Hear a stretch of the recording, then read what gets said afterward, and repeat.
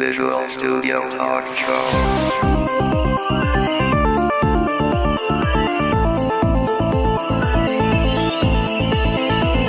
Visual Studio Talk Show est une présentation de la communauté .NET Montréal et de .NET Expertise. Visual Studio Talk Show. Bienvenue à une nouvelle émission du Visual Studio Talk Show, le podcast où on discute d'architecture logicielle avec la plateforme Microsoft.net. Je m'appelle Mario Cardinal et, pas curieusement, moi, aujourd'hui, je suis pas accompagné du co-animateur habituel Guy Barrette, mais je suis accompagné d'Étienne Tremblay. Salut Mario, ça va bien? Oui, ça va super bien. Et on n'est pas à Montréal. On est dans un contexte un peu différent de quand on enregistre l'émission. On est chez Microsoft. Au building 41, pour pas le nommer. On est accompagné de Jean-Pierre Duplessis, ou communément, ça fait plus appeler JP Duplessis. Oui, les Anglais ont beaucoup de misère avec Jean-Pierre. C'est Donc, correct. JP, ça va bien. Donc, notre invité aujourd'hui, c'est JP Duplessis, et on profite du fait, moi, je profitais du fait que je m'en venais chez Microsoft cette semaine pour participer à un Software Design Review. Donc, pour traduire ça en français, ça serait une revue de la conception d'un futur produit. Dans ce cas-là, c'est Visual Studio, la prochaine version de Visual Studio. Et donc, je fais partie d'un petit groupe qui aide Microsoft, et ça donne qu'il y a quelqu'un d'autre de Montréal, que nos auditeurs connaissent bien, qui s'appelle Étienne Tremblay, Eh oui. qui est dans le même groupe. Donc, on a passé une partie de la semaine, moi et Étienne, ensemble, et quand je lui ai dit que je venais enregistrer un podcast avec JP Duplessis, Étienne a dit « Hey, je vais y aller ». Je dis « Ben oui, regarde, viens, tu vas être mon co-animateur. » On va se faire du fun, Mario, comme d'habitude. Puis ça va permettre à Étienne de pouvoir dire que t'es lui qui a participé à le plus d'émissions du Visual Studio Talk Show. Entre autres, puis aussi que j'ai à peu près fait tous les rôles, sauf pas le présenteur principal, parce que toi, écoute, Ça va tu peux pas te arriver. remplacer. Ça va arriver un jour que je pourrai pas être là, puis ça sera toi qui seras l'animateur. Écoute, la formule, Jean-Pierre, c'est toujours la même. C'est que nous, le but, c'est de faire connaître quelqu'un qui parle français, qui est passionné par l'informatique, et aussi permettre à nos éditeurs d'apprendre quelque chose. Et je pense que ce qui te passionne, ça devrait aussi, en tout cas, permettre aux auditeurs d'apprendre beaucoup de choses. La thématique de l'émission, si je résumerais ça, c'est essentiellement, on veut s'amener à parler de ce qui existe dans la version Ultimate de Visual Studio, donc les outils d'architecture, et principalement les outils de visualisation qui permettent d'analyser le code existant. Puis ça donne que on a la bonne personne pour en parler parce que toi, c'est ta passion depuis que tu fais de l'informatique quasiment. Oui. Mon première application, et c'était un outil pour apprendre et comprendre le langage Pascal et le visualiser. Parce que toi, tu as commencé, avant de faire l'enregistrement, on essayait de comprendre un peu ton parcours. Et ce que tu me disais, c'est, écoute, t'es étudié à Joliette, donc t'es né dans une ville qui est pas Montréal, mais qui est en banlieue de Montréal. J'ai grandi là, oui. Donc à Joliette, j'imagine? Oui, dans le bout de Joliette, une petite bled à côté qui s'appelle Saint-Charles-de-Mandeville. Tu vois, c'est pas très loin d'où est-ce que moi, ma femme vient, donc le monde est très petit. Et t'es allé au cégep à Joliette, puis à un moment, t'as découvert l'informatique quand t'es allé au cégep. Oui. Et même avant de terminer ton cours en informatique, t'as commencé à créer ta propre entreprise. Oui. En 87, on était une compagnie qu'on a commencé en 87. Et j'ai commencé à coder peut-être en 80, 81. J'ai commencé avec le premier ordinateur que j'ai pu mettre la main dessus, c'était un Timex Sinclair. Ah oui, beaucoup de On monde a tout commencé. ça, ouais. Hein? Moi, j'ai eu ça. Ah, moi, c'était un VIC-20, mais... C'était dans la même génération. Oui. Puis, mais, donc là, on est en 86, 87. Tu programmes, c'est quoi ton langage préféré à cette époque-là? À cette époque-là, le seul langage qui était accessible à peu de frais, c'était le Turbo Pascal. Oui, tout à fait. Il y avait des UCSD Pascal, qui était un open source-ish. Et puis, tu connais tout le monde connaît Turbo Pascal pour le plaisir à la maison. Ouais, c'est vraiment, je me souviens, Borlun était un des gros éditeurs. Oui. D'entre autres, Turbo Pascal, qui est écrit par Anders, il travaille ici sur le même plancher que nous autres. Et on le fréquente tous les jours. Puis le monsieur Anders, il a pas juste écrit Turbo Pascal, Non, il a écrit beaucoup de langages importants dans l'histoire d'informatique. C'est une des belles choses à Microsoft, tu peux travailler avec du monde assez connu qui ont changé les...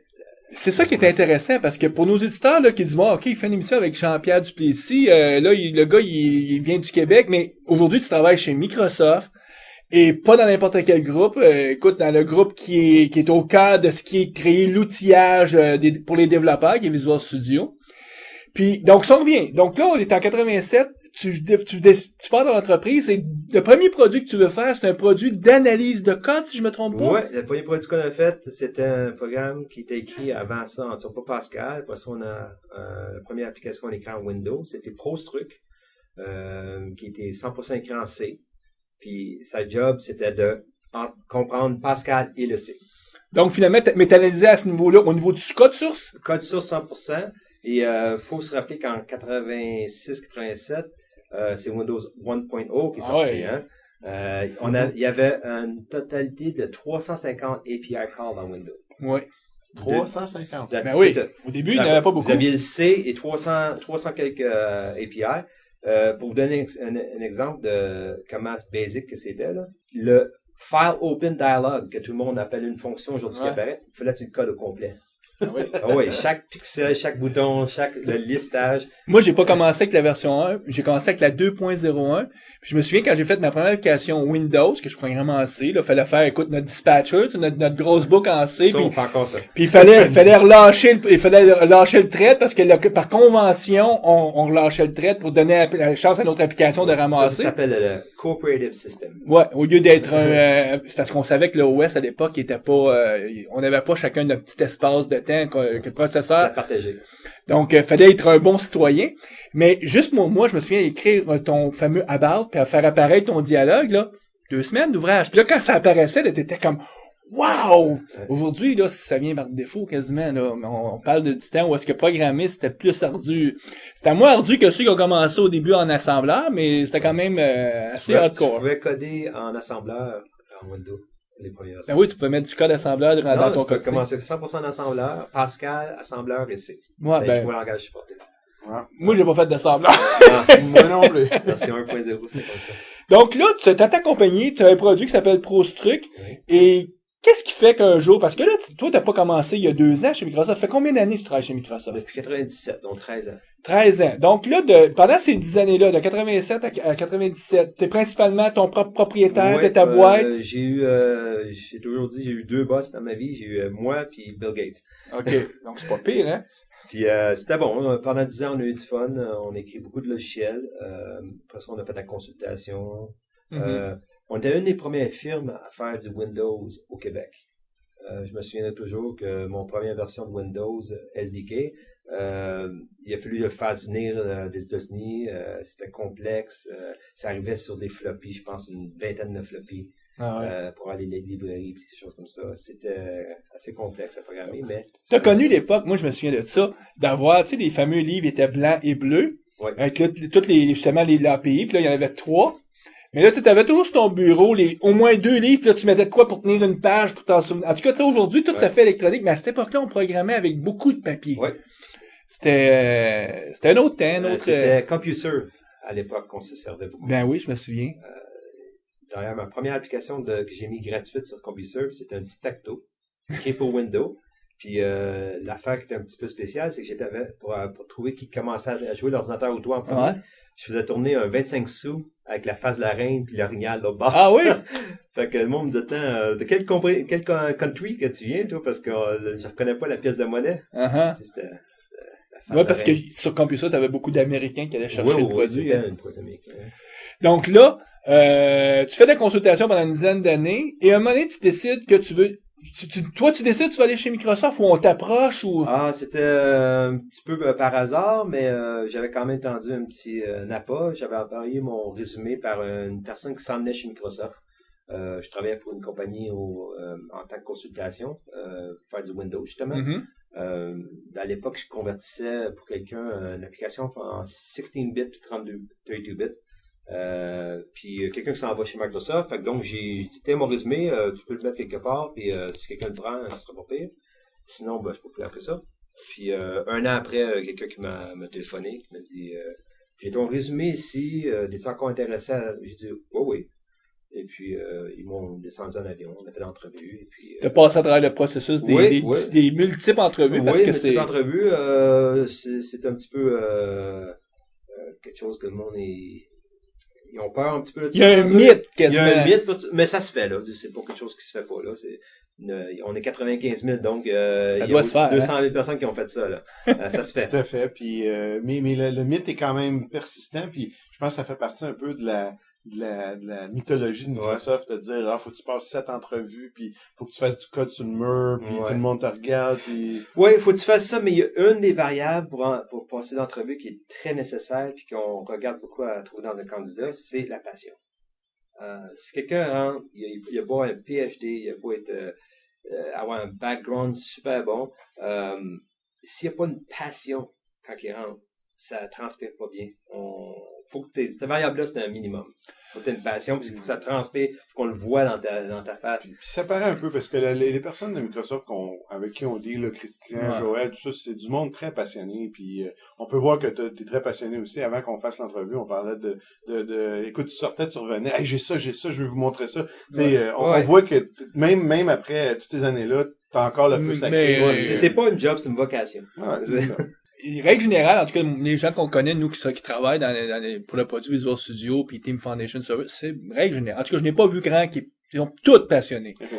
Parce que c'est ce qui fait en sorte que tu es prêt c'est ce qui fait que tu as du plaisir, finalement, à venir travailler. Tu sais, souvent, les gens ils disent, moi, quand j'entends quelqu'un dire, demain c'est lundi, faut que je rentre travailler, c'est comme, ah oui, ça a l'air que, moi, j'ai jamais vécu ça, je suis peut-être, L'autre mythe est aussi vrai, par exemple, on travaille beaucoup d'heures.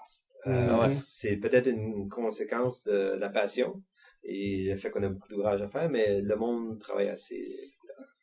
Oui, mais quelqu'un d'autre pourrait te dire, tu vis à Seattle, puis de toute façon, il y a 260 jours de pluie par année. Donc, quand il pleut... C'est une bonne chose. Ça l'aide. Mais là, quand tu rentres chez Microsoft, tu commences dans quelle équipe? J'ai commencé dans une équipe qui s'appelle SNA Server. Okay? Quelque chose que pas grand monde connaît, les auditeurs sûrement connaissent pas ça. C'est un système qui relie les mainframes de IBM avec les PC. Juste pour mettre un peu dans le contexte, en 97, on était 12 personnes dans cette équipe-là. Ça générait 100 millions de dollars par année. C'était un bon investissement. Okay? Donc, 1 million par personne à peu près, par année. Et puis, tous les banques achetaient la nouvelle version toutes les années. Et puis, ce produit-là, il existe encore. Il est encore utilisé par plusieurs banques. Ça génère encore des 60. C'est le produit qui permet de connecter des AS400, par exemple. Oui, absolument, oui. Et moi, ma participation à ce produit-là, c'est que j'ai beaucoup de UI experience, faire l'interface graphique. Et puis, je suis venu pour faire la meilleure interface graphique. Je pense que c'était Roll-In dans Bistock, ça. C'est dans Bistock, oui. HIS en premier, après ça, Bistock. C'est un adapteur, là, J'ai resté là 2 ans. J'ai commencé comme IC, qu'on appelle Individual Contributor. J'ai écrit le produit, le front-end, qui d'ailleurs, c'est le même qui est utilisé aujourd'hui, en 2010. Et puis, après ça, j'ai managé une petite équipe dans cette équipe-là. Et puis, je me suis tourné à Windows après ça. Juste un fait pour relater quelque chose que c'est cocasse, puis en même temps, c'est assez actuel. En 97, l'équipe de SNA, on était 12 personnes, et puis on n'avait pas de testeur, pas de PM. Le concept de discipline n'existait pas dans cette équipe-là. Il existait chez Microsoft, ça commençait un peu dans les autres compagnies, mais l'équipe était tellement petite qu'il fallait faire de tout. Donc, une journée, tu écrivais ton code, le lendemain matin, tu testais le code de quelqu'un d'autre. À toutes les semaines, on faisait des rotations comme ça. T'avais une spécialité, comme lui, c'est le gars de setup. Toi, t'étais le gars de UI. Ouais, c'est ça. Mais on se partageait toutes les tâches, puis on sortait quoi.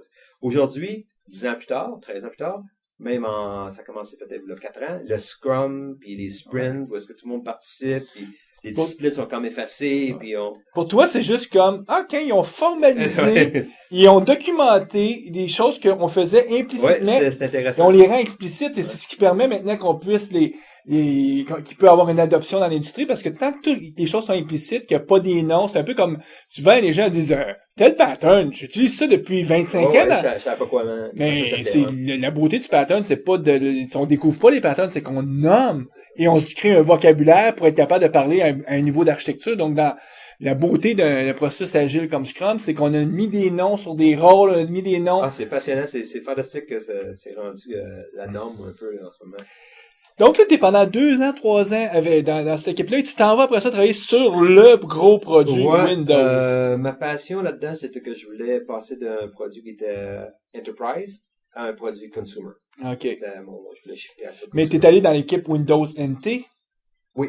Donc, t'es pas allé de toute façon, à cette époque-là, je pense Windows 95, Non, c'était fini, ça. tout ce pack-là était... C'était en 97, 99, 2000. Fait que donc, j'étais dans l'équipe de networking of Windows. Mhm. Et puis, j'ai écrit mon claim to fame que je vous ai expliqué tout à l'heure. C'est j'ai écrit le Wireless Connectivity Adapter dans XP. Donc, juste pour nos auditeurs, pour situer, tout à l'heure, moi, j'ai ouvert mon laptop, puis on voulait se connecter au réseau sans fil qui est ici. Et sans le savoir, quand j'ai cliqué avec le bouton droit sur mon petit icône qui me montre le réseau et que là, ça m'a popé une fenêtre pour dire voici les réseaux qui existent, c'est de ton code qui roulait sur mon laptop. C'est ça que j'ai... Parce que c'est le même code qui a été écrit dans les années 2000 qui roule encore aujourd'hui dans Windows 7. Ouais, le skin a changé, les pixels ont changé, là, c'est rendu un autre système, mais c'est le même concept. Là. Donc, tu broadcast wireless, on voit les SSID, on les présente, tu sélectionnes. Si on trouve qu'une sécurité dessus, on te la prompt pour que tu puisses rentrer la sécurité. Après ça, on fait un test, et puis si ça marchait, on met green, si ça peut marcher, on met red, puis on te demande autre chose. On a eu beaucoup de patents. On a filé beaucoup de brevets en français.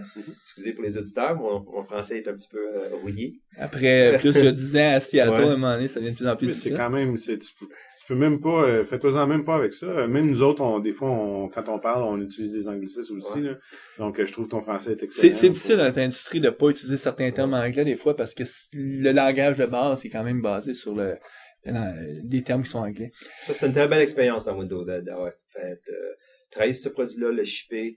Donc là, t'étais quoi, 2-3 ans dans cette équipe-là? 4 ans. 4 ans. Donc ça nous amène, on est rendu en 2004 à peu près, là. Ouais, 2004, ouais. Donc, on se rapproche là, de 2010 puis 2011, les années où est-ce qu'on est. Donc là, en 2004, tu continues dans ce groupe-là, dans un nouveau rôle? Je suis encore dans Windows, mais là, ils m'ont donné le firewall puis le Internet Sharing de Connectivity. Okay. Là, c'était vraiment networking. Ça, il y avait moins de UI un peu. Fait que j'ai shippé ça.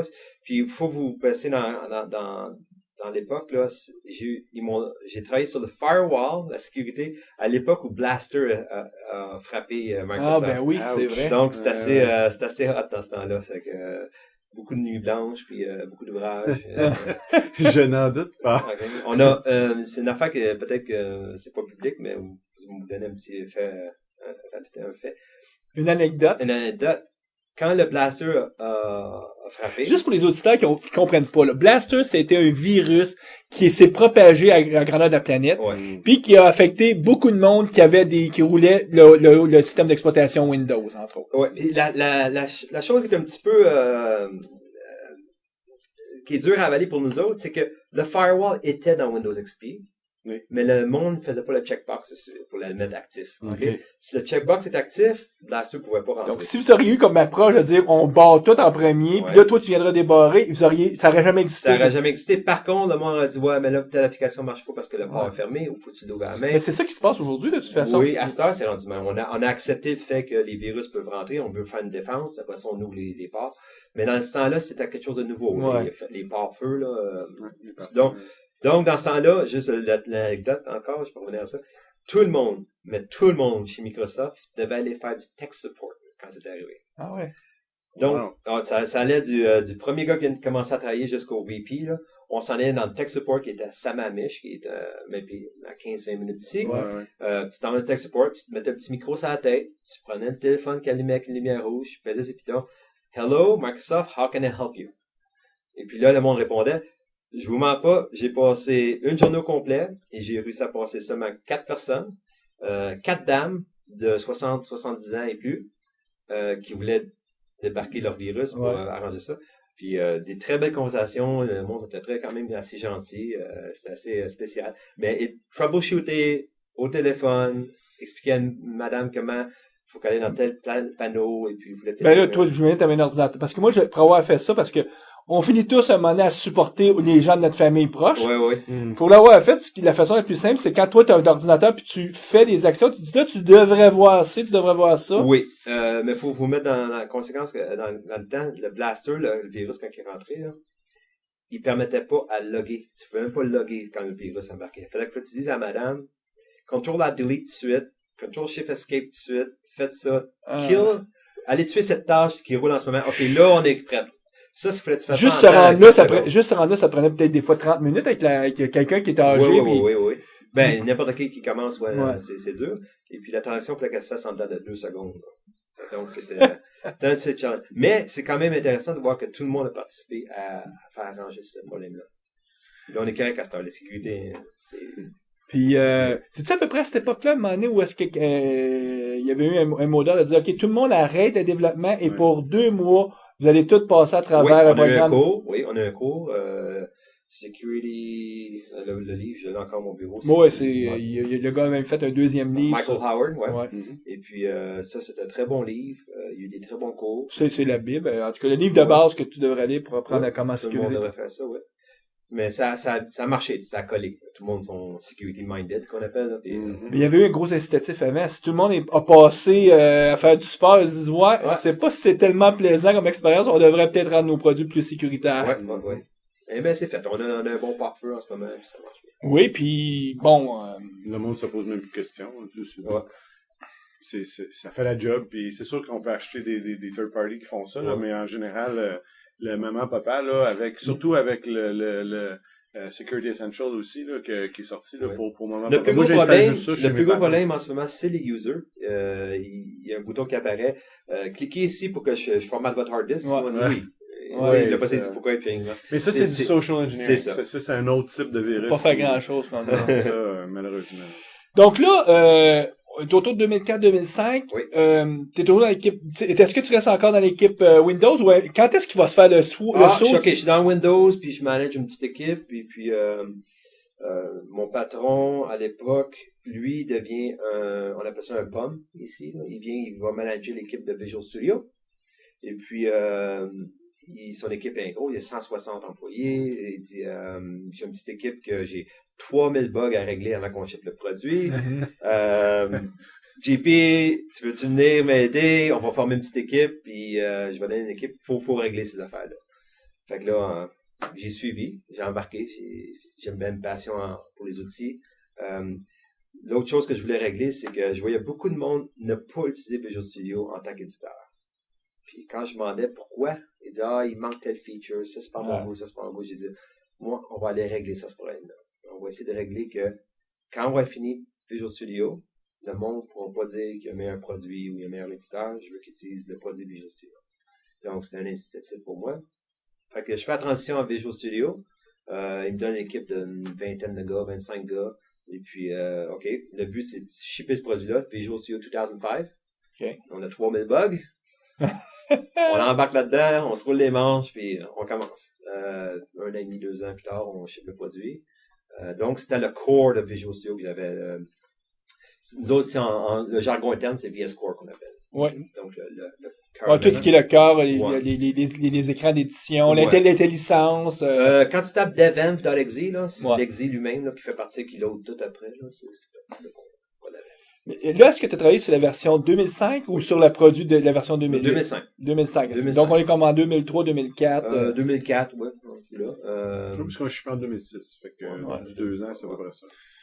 Puis, vois-tu, là, Étienne, toi, la version 2005, c'est le premier produit sur lequel tu as participé beaucoup pour aider, parce que c'est la première version de produit qui a eu Team System intégré, qui s'intègre. À l'époque, il se greffait comme par-dessus, justement, ton cœur que toi t'avais fait. Ouais. Mais ils ont annoncé, Team System à TechEd 2004. Ouais. C'est à TechEd 2004 qu'ils ont annoncé vraiment qu'ils faisaient Team System.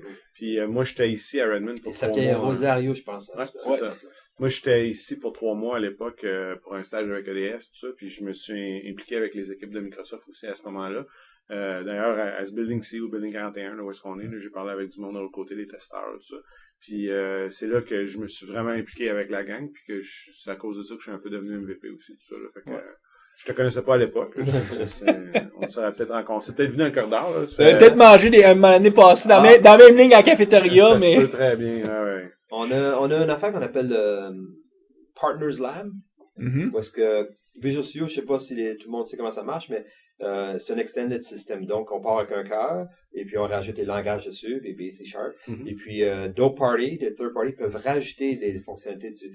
Donc, les partners, ou même un nouveau langage, comme le COBOL. Ils viennent tous là, eux autres, valider, tester que... C'est Building 20, c'est un lab.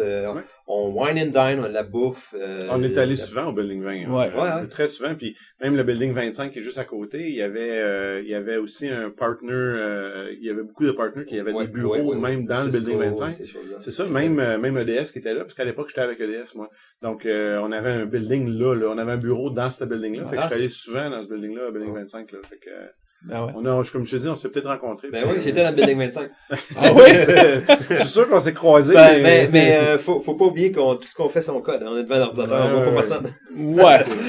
Non, ça, Il y a une vie sociale aussi. On a une bonne vie sociale, on a beaucoup d'activités. Donc là, t'es rendu dans l'équipe Visual Studio, tu travailles sur le cœur, puis bon, c'est sûr, on vous avait pas corrigé les 3000 bugs, parce qu'il y a toujours qu'on décide qu'on reste dans le produit. Je dirais que on avait 3000 bugs en partant, ça a monté jusqu'à 5000, puis on a au moins fixé 3 ou 4 000 puis parce qu'il en restait peut-être 1000 à un moment donné que eux autres, pour différentes raisons, parce que à un moment donné, tu sais que tel module, on va le réécrire dans la prochaine version, donc on corrige pas, en tout cas, tu fais toujours un choix. Ouais, on priorise, puis mais d'habitude, on fixe ce que nous, on trouve que c'est très dommageable à l'expérience. Mm-hmm. Pour être sûr que nous, on est content avec le produit. Faut pas oublier que Visual Studio, Windows, puis même un petit peu Office, on peut quasiment dire qu'on est les clients. Ouais, parce que en tant vous utilisez. Okay? Mais si je travaille sur quelque chose comme SNA, je suis pas le client. Je suis pas le gars qui travaille à la banque. Mais dans ces produits-là, on veut au moins satisfaire notre besoin que le produit soit puis nos expectations. Parce que vous en servez pour écrire Office et Windows, puis même Visual Studio. Ouais. Donc, c'est clair que si vous voulez que vos clients adoptent ce produit-là, faut qu'au moins, c'est ce qu'on appelle le dog food, là, dans le jargon, là, qui mangent leur manger sa propre bouffe. C'est ça. Donc ça, comme tu développes Studio avec Studio, ben, t'espères bien qu'il va être au moins... Quand tu vois une affaire qui t'achète, dis-moi l'arranger, cette affaire-là. C'est ça. Ouais. C'est la beauté de ça, quand tu peux travailler sur le produit que tu es passionné. Donc là, tu livres 2005, tu participes à la livraison de 2005. Pour 2008, on t'a fait un nouveau défi? 2008, ce que j'ai fait, j'ai décidé de retourner à ma passion initiale de 1980. Donc, tu es revenu sur ProStruct, qui était ton premier produit que tu avais développé, qui était un outil d'analyse de code. Ben, pour être franc, pendant qu'on faisait le Visual Studio 2005, j'ai pris 2 de mes gars, plus des interns et un contractor, je pense. Et puis, j'ai fait faire un produit qui reflétait le produit que j'avais depuis. Pour analyser le code et aider à corriger les bugs plus vite. Oui, parce qu'on voulait comprendre que dans Visual Studio, il y avait 60 millions de lignes de code. Moi, j'arrive là-dedans, j'ai 3000 bugs à faire. Je sais pas comment ça marche. Mes gars, ils savent. Un gars, il sait pas. J'ai dit, moi, je veux un blueprint. On appelle ça un blueprint de toute l'architecture. Ouais. Ils disent, on n'a pas ça. Ah, on va écrire un tool pour le faire, puis c'est avec le même tool. Ça, chez Microsoft, là, il y en a des outils à l'interne qui s'écrivent. Ça fait partie de la culture, hein. On écrit des outils, puis on automatise au maximum. C'est dans la culture, c'est comme dans les gènes. Je dirais, moi, que la meilleure formule qu'une grosse entreprise pourrait faire, c'est tu prends tes meilleures personnes, pas à écrire un programme pour les end-users.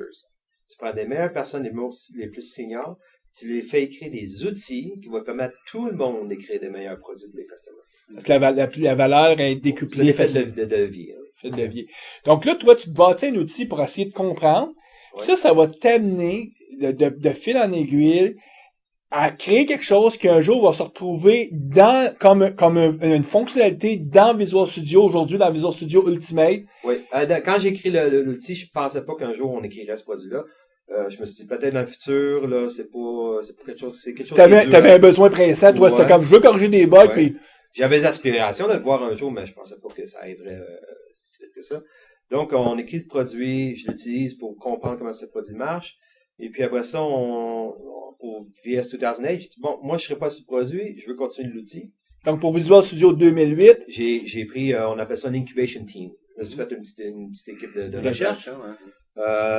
Donc, j'avais 2 produits à faire la recherche dessus. J'avais le produit pour visualiser le blueprint qu'on appelle. Ouais. Et puis l'autre produit, c'était de rendre Visual Studio, je vais utiliser un terme anglais là, excopyable.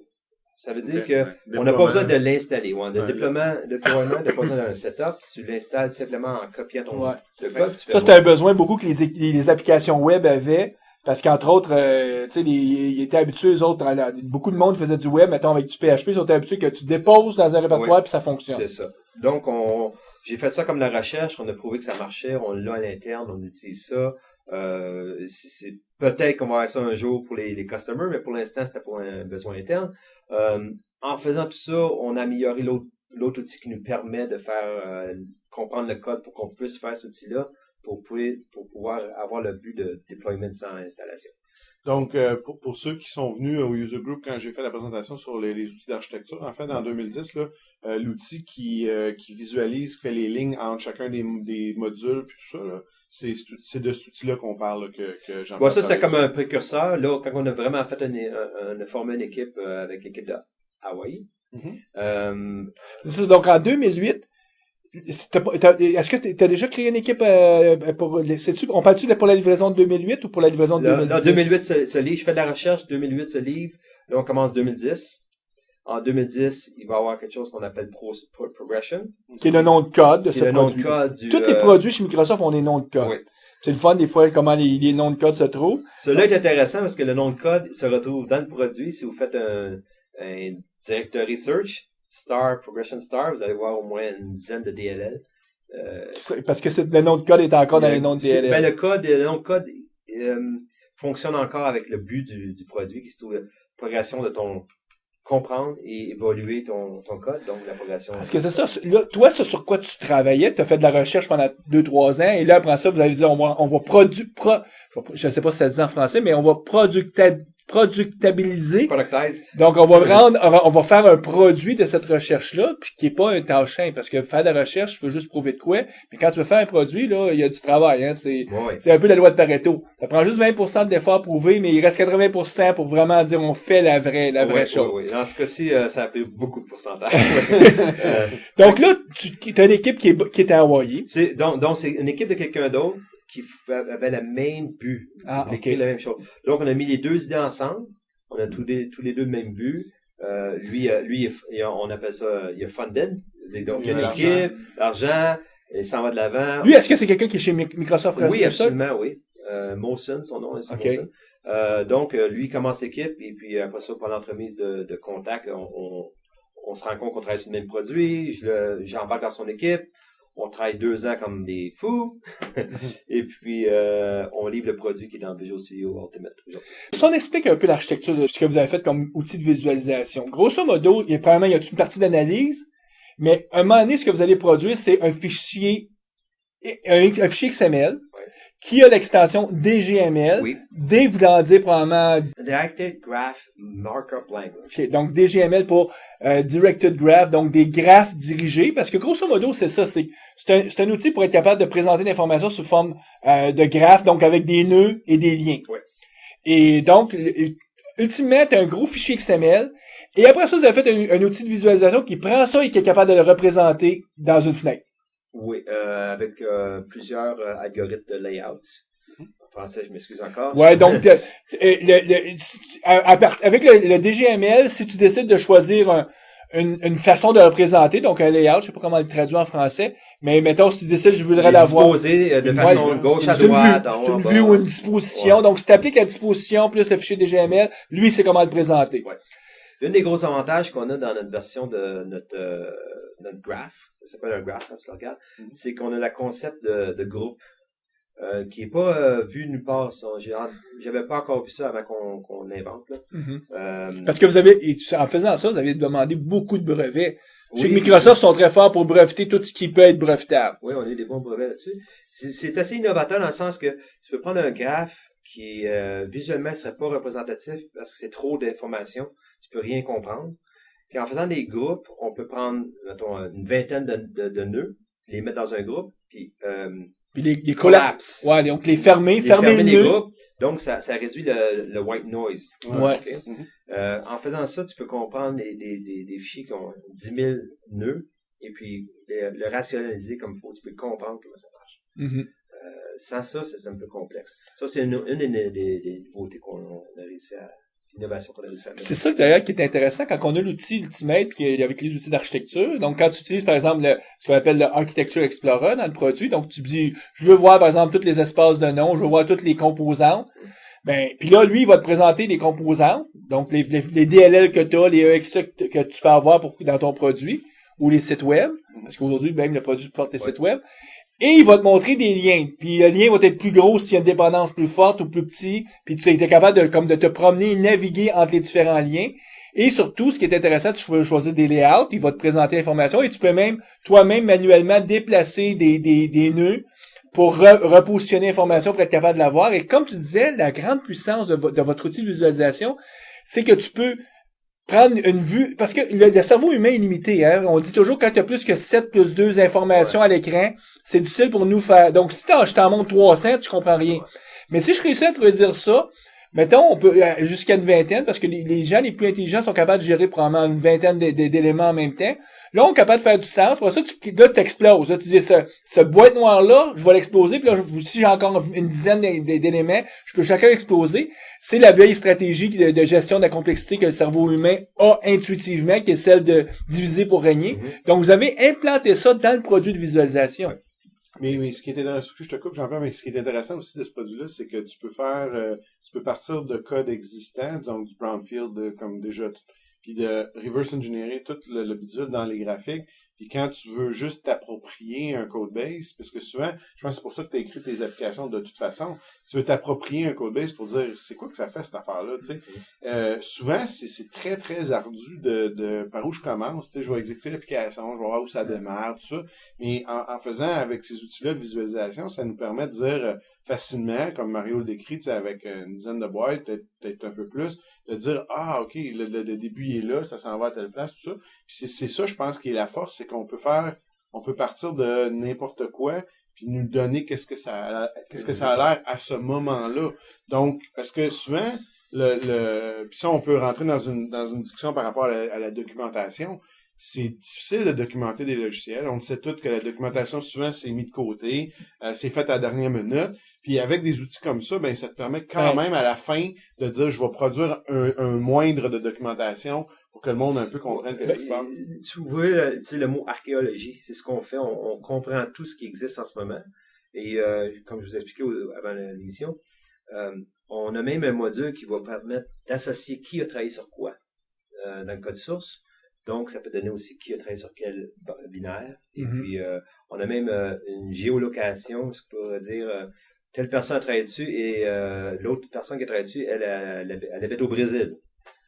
Donc, vous avez des équipes disconnectent dans plein de pays. Tout ça. Tu me disais d'ailleurs que il y a des gens de chez Microsoft Research qui sont servis de ça pour essayer de faire une analyse de quel est l'impact de la distance ou de la proximité des gens sur la qualité du code.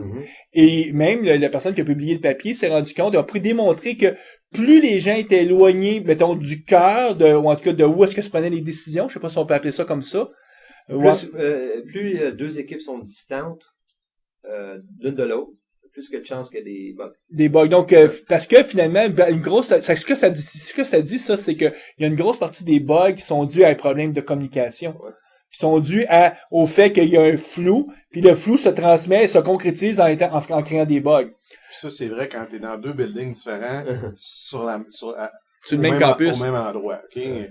On parle de l'Inde puis du Brésil, mais ça peut être tout aussi vrai entre le building 41 puis le building 40 qui est au bord de la rue ici. Là. Donc, c'est juste des problèmes de communication, il y en a, c'est ça. Un coup, tu le sais, par exemple, tu peux t'arranger pour régler le problème. Beaucoup de communication, je travaille avec une équipe à Hawaii, et puis une à Shanghai. Et puis, on utilise beaucoup la téléconférence, des choses comme ça. Puis, on fait du code review. Et puis, il y a moyen de quand même régler le problème. Je sais que moi, un de mes intérêts, puis les auditeurs savent, parce que à l'origine, j'appelais ça du test-driven architecture, mais ça se résume à dire, moi, je m'intéresse beaucoup à comment faire du design en utilisant des exemples exécutables.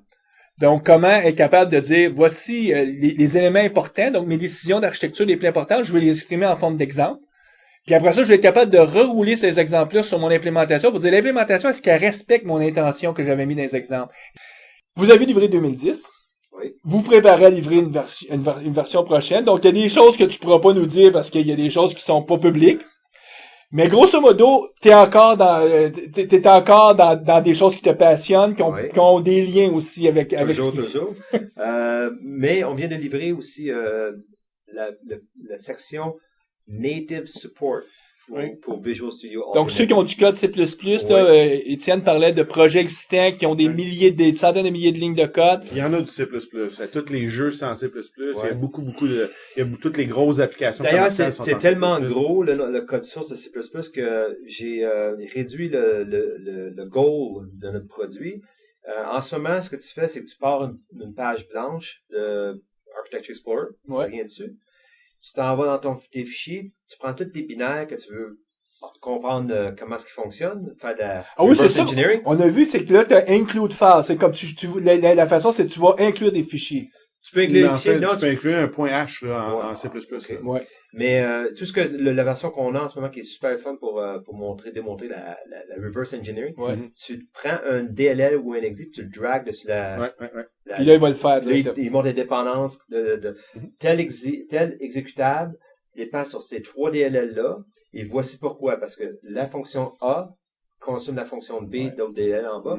L'autre DLL, elle consomme le kernel 32 ou le use 32 pour ces fonctions-là. Faire une démonstration serait intéressant. Puis là, ça te permet, entre autres, des fois, visuellement, de voir si tu as des références circulaires. Oui, c'est clair. Absolument, on les détecte avant parce que ça compile pas. En tout cas, quand tu as un processus de build qui est bien automatisé, ça compile pas, donc absolument, les gens ont réglé les références circulaires. Mais ça doit être quand même un peu plus dur puisque C++, il y a beaucoup moins de métadata dans les DLL. On utilise, en ce moment, on utilise les PDB pour faire la Qu'est-ce qu'il y a si t'as pas de PDB? Là, on prend les exported functions. Ça, une DLL a toujours des exported functions. Donc, on sait un peu de qu'est-ce qu'on peut prendre. Donc, plus t'as d'informations, mieux que c'est, évidemment. Quand c'est toi qui compiles ton code, tu peux garder les PDB, Absolument. tant mieux. Mais si tu vas dans Windows, par exemple, puis tu dragues une DLL de Windows, En ce moment, tu peux prendre Notepad, tu l'apportes dessus, puis on va te montrer que Notepad consomme use 32, kernel 32, ces choses-là. exact, ok. Puis si tu as les PDB, donc si tu possèdes le code source, est-ce que de fournir aussi les codes sources, ça ajoute encore plus une plus-value? Oui, si tu as les codes sources, quand tu vois une fonction dans ton graphe, tu double-cliques dessus pour t'apporter aux sources à la ligne où ce que c'est arrivé. Si tu as les sources de la solution complète, tu compiles dans Visual Studio, on peut te montrer une arborescence complète de ta solution.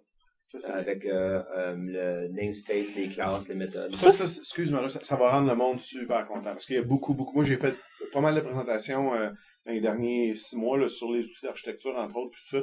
Puis une des premières questions que le monde me pose, ça supporte C++. Ah ouais. Non, ça supporte pas C++, mais ça s'en vient. Ouais, cette version-là, c'est une version B1, puis on va avoir une version B2 qui va être mieux que ça. Mais ça va vous donner un bon goût de qu'est-ce que ça va donner. Je sais qu'une autre question, c'est ça supporte les sites web aussi. Puis ça aussi, vous l'avez ajouté Oui, dedans. ça c'était ajouté aussi. Puis l'intérêt de pouvoir justement faire cette analyse de code source-là, c'est que souvent, la seule vraie documentation à jour, c'est tes sources, ou en tout cas même tes EXE ou tes DLL, parce que tout le reste, les premiers documents d'architecture sont souvent désuets, sont dépassés. Ce qu'il y a là, c'est plus la vérité parce que le code a évolué durant les 15 dernières années, puis là, le document de spec lui a pas suivi. Donc, les sources, souvent, on le dit, hein, c'est la seule vérité, c'est les sources. Use the source. Là. Ou quand tu fais un spec, on appelle ça le rétrospect. Ouais. J'aime ça. Mais ça recoupe un peu ce que je disais par rapport à la documentation. C'est que ça peut te permettre de produire de la documentation que t'as pas ou que t'as pas évolué là, au fil du temps là, quand t'as écrit ton application. En tout cas, c'est intéressant, GP, comme diraient tes confrères américains. C'est sûr que là, tu travailles sur des nouvelles choses, puis en temps et lieu, on pourra s'arranger peut-être même si on vient, nous autres, à Seattle, pour pouvoir parler de ces choses-là quand ça sera du domaine en tout cas, quand il y aura une visibilité publique sur ces choses-là. Je sais que quand je t'expliquais un peu la formule de l'entrevue ou de l'émission, pour toi, c'était une nouveauté. Donc, je te disais, on termine toujours en demandant si tu as quelque chose que tu veux partager, recommander.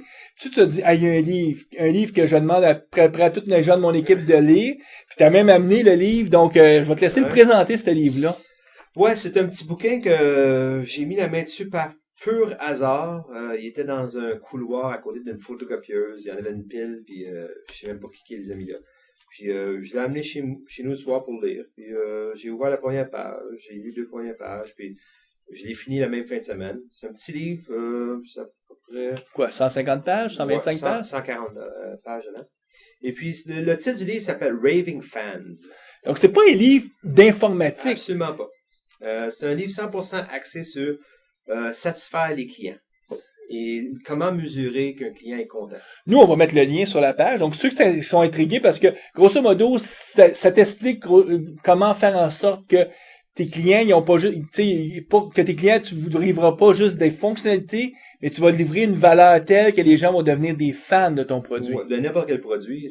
Ils font des exemples dans ce livre-là à propos des restaurants, une station d'essence, tu sais, des choses comme ça. Et puis, c'est surtout comment mesurer en premier. Comment mesurer que ton client est content. Est-ce qu'on pourrait prendre ce livre-là et se dire, OK, le produit, là, ça sera pas un produit logiciel, ça serait moi, par exemple, moi comme individu. Est-ce que ça pourrait bien s'appliquer à ça? Sûrement que oui. C'est de poser les bonnes questions. Un des exemples que tout le monde peut peut-être se relier à, c'est quand on va au restaurant, on mange, et le serveur arrive et demande si c'était bon. On dit tout le temps, OK, c'était OK, c'était bien. Ouais. Mais on est-tu vraiment tout le temps content? Non. Même si on n'a pas été content, on va dire c'est OK. Ben oui, parce que c'est difficile de dire à quelqu'un c'était pas très bon, parce que là, il va te prendre, tu sais, ça implique qu'il faut que tu justifies. Oui, pis ces choses-là. Donc, l'auteur dit dans le livre, si quelqu'un dit que c'est bien, you meet my expectation. Je suis arrivé ici, tu as fait ton service, mais tu as complètement perdu. Tu as perdu pas assez. C'était pas assez. Ça veut juste dire qu'il est venu ici et ça se peut qu'il est ailleurs. Ça se peut qu'il soit pas content puis qu'il en parle aux autres qui étaient pas contents. OK, c'est pas assez. Faut que ton client soit raving fan. Faut qu'il en demande puis qu'il te donne les louanges. J'utilise des gros mots. S'il aime ton produit assez, il va en parler aux autres en louange. Ou ce qu'on appelle souvent, tu sais, quand on fait une présentation, on parle du wow effect. C'est ça. Moi, je me souviens quand j'étais à c'est le PDC de 2002 ou 2000. Mais je me suis la première fois que quand on pouvait prendre notre souris, la passer par-dessus une variable et en tooltip, ça te donnait la valeur quand tu débugs, la valeur que ça avait. Ouais. Puis je me souviens, on était comme 1000 personnes dans la salle et t'as entendu de wow! Exactement. Parce que pour le monde, c'était comme wow. Puis à l'époque, Microsoft il arrivait avec beaucoup de wow effects sur l'expérience de debugging.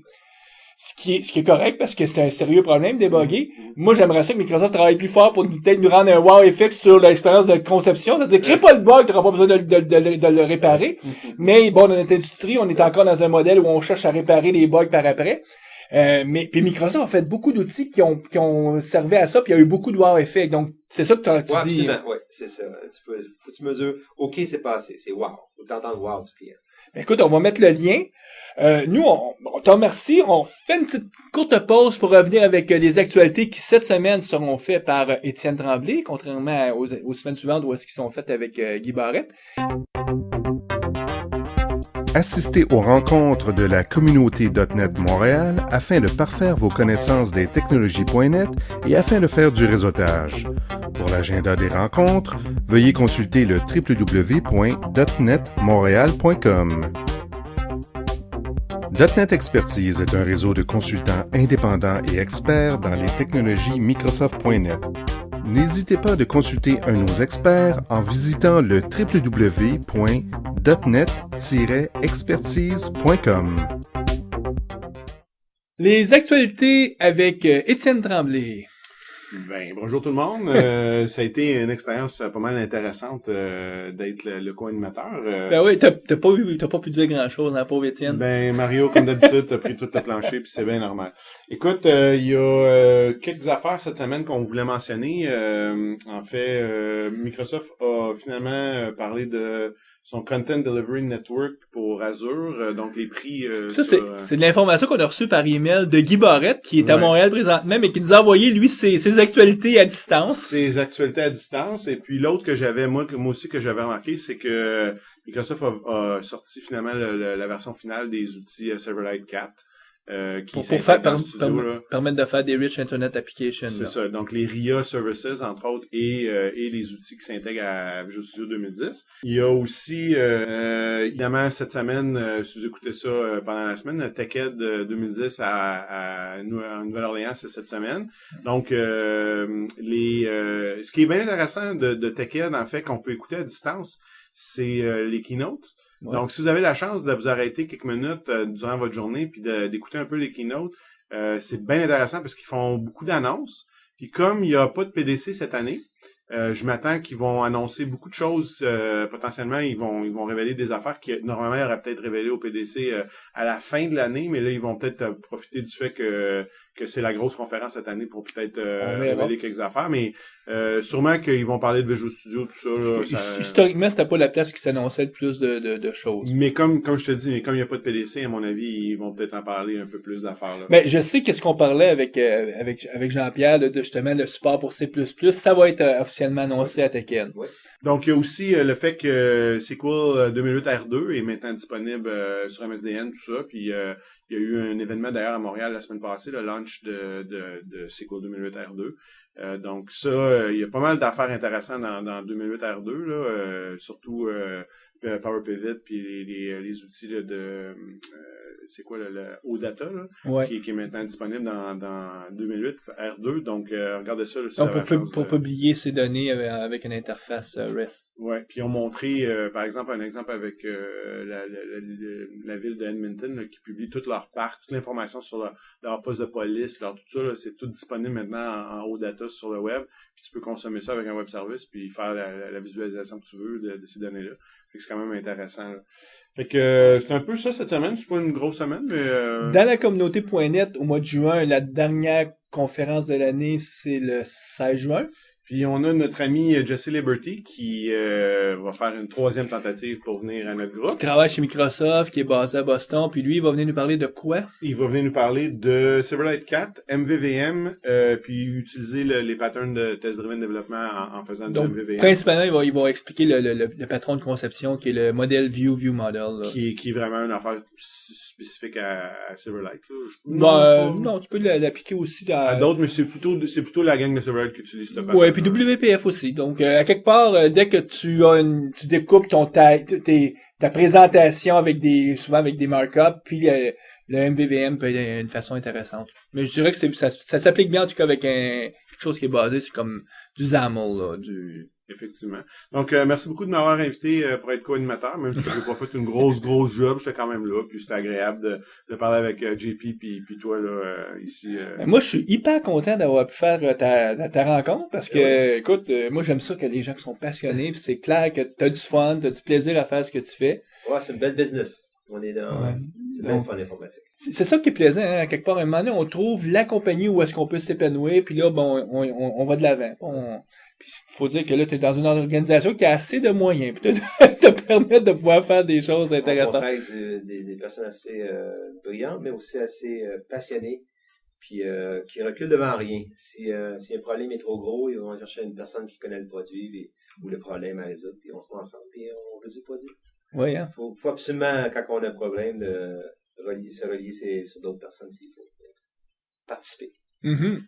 Bon, on te remercie encore. Ben, c'est moi qui vous Ça remercie. Merci, c'était bien. C'était bien le intéressant. fun. À la prochaine.